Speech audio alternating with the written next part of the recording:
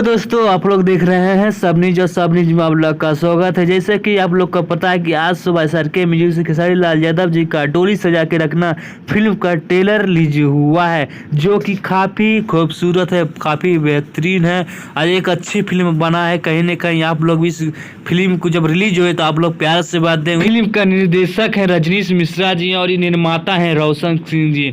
वहीं इस फिल्म में गाने लिखे हैं प्यारे लाल यादव जी, सुमित सिंह चंद्रवंशी जी और कृष्णा बेदर्दी, विजय चौहान जी। तो आप लोग इस ट्रेलर को बहुत सारा प्यार आशीर्वाद दे ताकि 1 मिलियन बहुत जल्द हो। ये ट्रेलर SRK म्यूजिक पर रिलीज किया है, तो आप लोग इस फिल्म जब भी रिलीज होए तो सिनेमा घर में जाके जरूर देखें और एक अच्छे फिल्म को आप लोग प्यार से आशीर्वाद दे ताकि ऐसा ही फिल्म आप लोग के बीच लाते रहे सभी कलाकार लोग भोजपुरी के।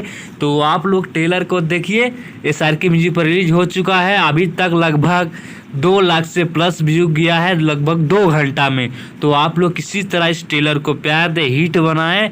तो ऐसे ही ताज़ा खबर सुनने आप लोग सब न्यूज को सब्सक्राइब कर दे ताकि ऐसा ही न्यूज ताज़ा खबर लाते रहें आप तो सबके लिए। तो धन्यवाद, फिल्म मिलेंगे अगली वीडियो के साथ।